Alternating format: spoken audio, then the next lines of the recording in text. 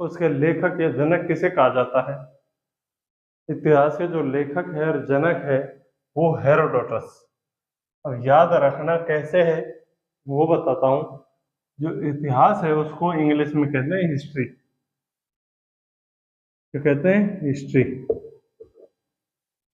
History से ही Herodotus थोड़ा थोड़ा मतलब मेल खाता हुआ है।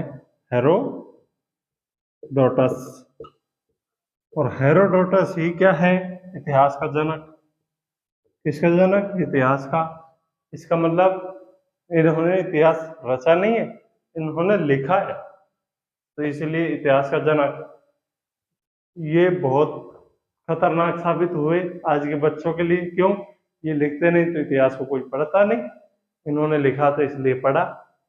तो ये आज के बच्चों के लिए दुश्मन से भी बहुत बुरा है। ये पाकिस्तान और चाइना से भी खतरनाक एक ऐसी चीज बना के छोड़ गए, पर बढ़िया बना के गए थे। नहीं, जनक यानी इतिहास के लेखक कहे जा सकते हैं। इतिहास के लेखक कहे जा सकते हैं कौन? हेरोडोटस। और इतिहास के जनक इन्हें कहा जाता है। तो जो इतिहास है उसको सरल तरीके से, इतिहास को सरल तरीके से इतिहास को सरल तरीके से तीन भागों में विभाजित करके पढ़ा जा सकता है। सरल तरीके से कैसे? तीन भागों में विभाजित कैसे किया जाता है और कौन कौन से वो तीन भाग हैं? तो फर्स्ट है पूर्व ऐतिहासिक, आध ऐतिहासिक और ऐतिहासिक। ये तीन वो भाग हैं जिससे इतिहास को सरल तरीके से पढ़ा जा सकता है। किसको? इतिहास को। इन तीन भागों में विभाजित करके इतिहास को सरल तरीके से कैसे पढ़ा जाएगा वो हम बताएंगे आगे चल के। ये पूर्व ऐतिहासिक और आधे ऐतिहासिक ये 2 दिन में कंप्लीट हो जाता है, और ये ऐतिहासिक ज्यादा टाइम लेता है। ये एक एक दिन का टॉपिक है, ये ज्यादा टाइम लेता है। ठीक, तो आज हम एक एक को उठाते हैं। पूर्व ऐतिहासिक, फिर आधे ऐतिहासिक, पहले छोटे छोटे टॉपिक, फिर बड़ा टॉपिक, है ना? तो देखते रहना, पढ़ते भी रहना, देखता ही देखते नहीं। पढ़ना भी जरूरी है, देखना जरूरी नहीं। तो जो पूर्व ऐतिहासिक है, पाषाण काल भी कह सकते हैं क्या? पूर्व ऐतिहासिक में क्या थे? चारों तरफ पत्थर ही पत्थर थे। पत्थर के होने के साथ पाषाण काल कह सकते हैं, क्योंकि पाषाण काल को पत्थर युग कहते हैं। क्या कहते हैं? पाषाण को पत्थर कहते हैं, तो पत्थर युग भी कह सकते हैं। पूर्व ऐतिहासिक को क्या कह सकते हैं? पाषाण काल। पाषाण मतलब पत्थर, पाषाण काल भी कह सकते हैं क्या? अब जो पूर्व ऐतिहासिक है इसको भी चार भागों में विभाजित किया हुआ है। कौन कौन से? वो है चार भाग।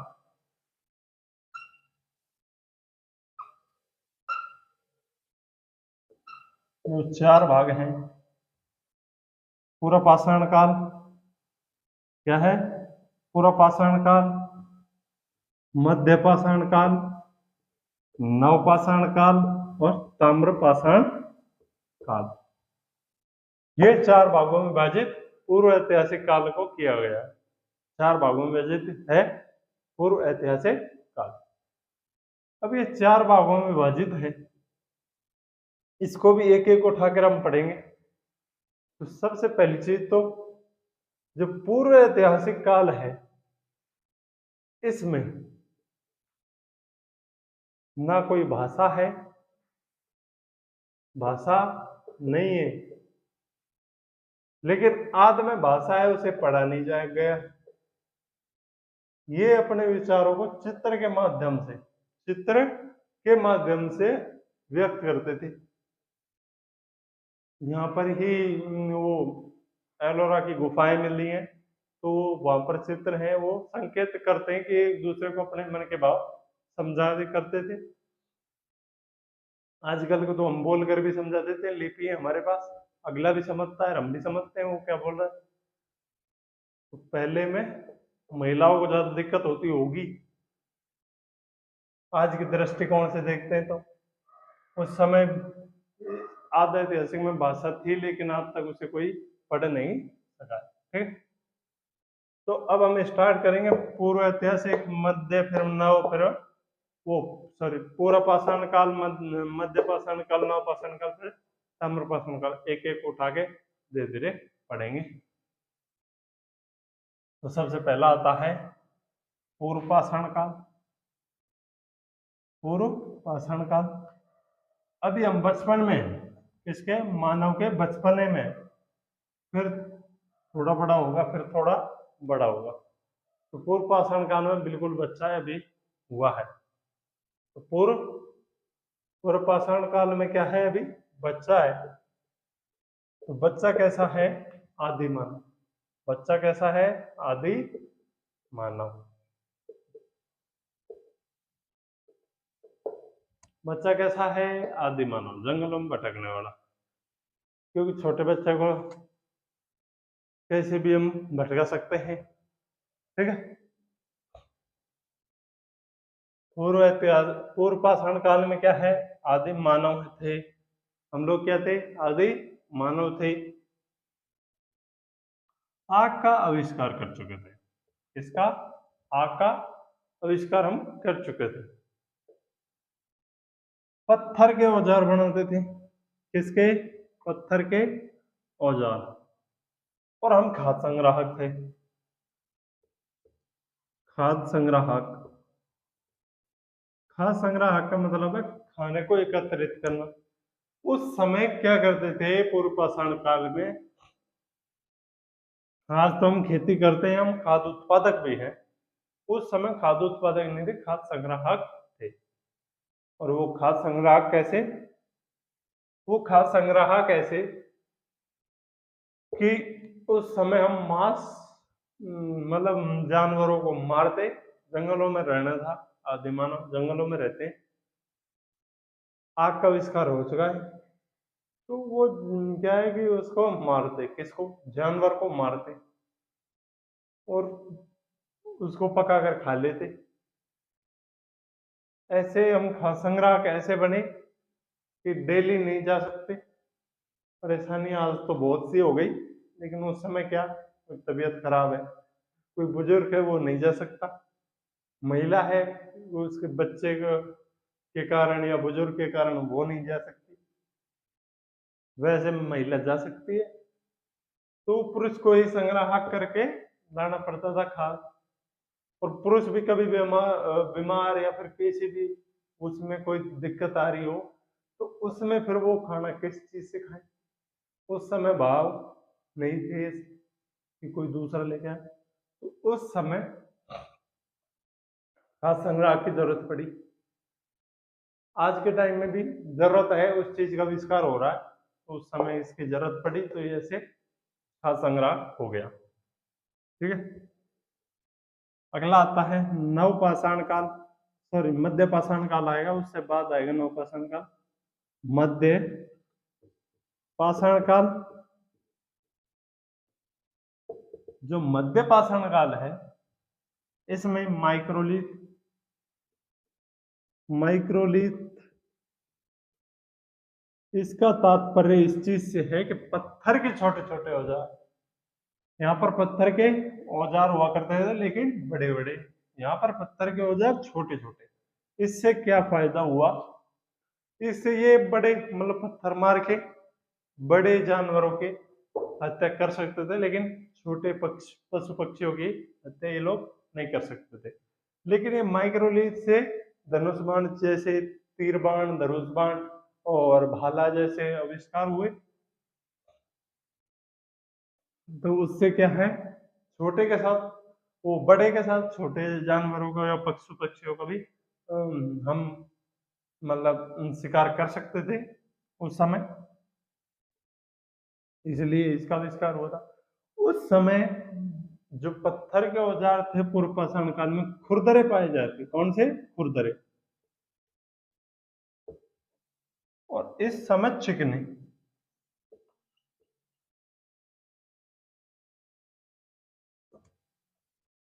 वो कैसे, खुरदरे ऐसे कि उस समय हम पत्थरों को तोड़ फोड़ के बनाए थे, और ये चिकने इसलिए कि उनको घिसाई करके बनाए जाते। क्या? घिसाई करके। उसको मतलब किसी चीज को घिसाई करके या फिर किसी को फोड़ करके हम उसको खुरदराई बना पाएंगे, और घिसाई करके उसको चिकना बना सकते हैं ना। तो उस चक्कर में ये मध्यपाषाण काल में क्या चिकने औजार बनाए जाते। खाद्य संग्रह थे, अंत्येष्टि कार्यक्रम। अब आदि मानव तो है, यंग एज में थे ये लोग, अब बुजुर्ग हुए नवपाषाण मध्यपाषाण काल में, तो यहाँ पर किसी की डेथ हुई तो उन्होंने सोचा इसका क्या करें, तो उन्होंने अंत्येष्टि कार्यक्रम। एक धारणा बना रहा हूँ, अदरवाइज ऐसा नहीं था कि यहाँ पे भी मतलब मृत्यु हुई होंगी, लेकिन मैं तो एक अवधारणा बना के तो हुआ चल रहा हूँ कि यहाँ पर आदि मानव बच्चे मतलब यंग एज में थे, इधर आए, बुजुर्ग हुए, मृत्यु हो गई, तो अंत्येष्टि कार्यक्रम स्टार्ट हुआ। अंतिम संस्कार जिसे बोलते हैं, अंत्येष्टि कार्यक्रम हुआ। अंत्येष्टि कार्यक्रम में क्या सोचा गया कि मरने के बाद भी कोई जीवन है, तो इसको दफनाया गया, तब इसकी कब्र में खाना का सामान भी रख दिया गया, क्योंकि वहां पर जाने के बाद इसको खाने की दिक्कत ना हो। ऐसी कब्रें मिली हैं कहां पर? नवपाषाण काल में, माइक्रोलिथ अंत्येष्टि कार्यक्रम। अब हम धीरे धीरे आविष्कार बहुत करते जा रहे हैं। यहाँ पर हथियार छोटे का आविष्कार कर लिया, मतलब मृत्यु के बाद उसके मतलब क्या क्या करना चाहिए कि जिससे, ये मेन मोटिव तो इसका क्या था कि वहां पर भी कोई जीवन था और उसे हम ना देख लें, तो इसीलिए उसको ऐसे खाने की पूर्ति के लिए उसको वो दफना देते थे साथ में। अगला आता है नवपाषाण काल। नवपाषाण काल में हम और भी ज्यादा विकसित हुए। वहां पर हम, यहाँ पर भी आदि मानव ही है, वहां पर देखना अब हम स्थाई, अब यहाँ पर हम जंगलों में भटक रहे थे, किसके पीछे? शिकारी के पीछे, शिकार के पीछे, भोजन के पीछे, खाद्य के पीछे। बट नवपाषाण काल में हम खाद्य उत्पादक की स्थिति में आ जाएंगे। अभी हम खाद्य संग्रह की स्थिति में हैं, अब हम खाद्य उत्पादक की स्थिति में आ जाएंगे। किसमें? नवपाषाण काल में। नवपाषाण काल,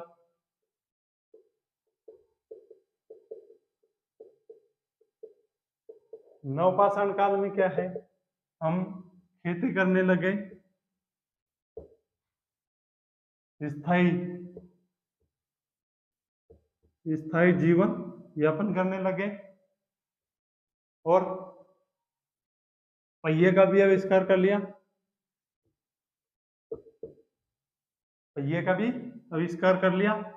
खेती यहाँ पर होने लगे, स्थायी स्थायी मतलब जीवन यापन करने लगे, पहिए का आविष्कार हो गया। और मन का, लेकिन ये सब चीजें हुई किससे हैं? खेती भी किससे करें? पत्थरों के औजारों से ही हम खेती करें। स्थायी रहवास भी हमों मकानों में बने रहे, पहिए, मन का आदि इत्यादि बहुत सी चीजें हैं। ठीक है, ये सब चीजें किसमें हुई? नवपाषाण काल में। अब हम क्या पे? पशुपालन, तो ये इसी में आदि में बहुत है और क्या है।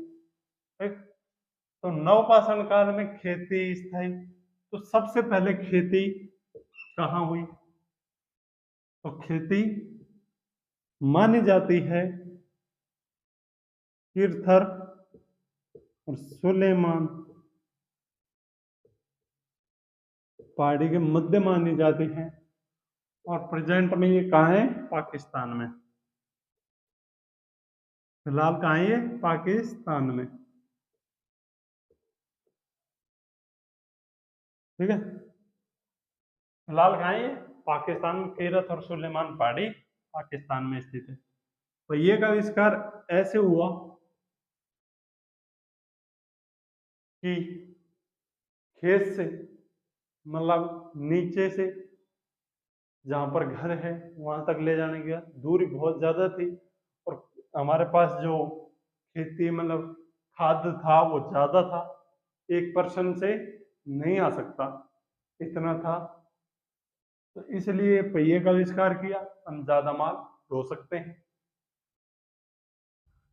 और महिलाएं एजी रोजी में फंसा दी, तो पहिए का आविष्कार भी एजी रोजी ने करना पड़ा, क्योंकि शरीर में ताकत नहीं थी।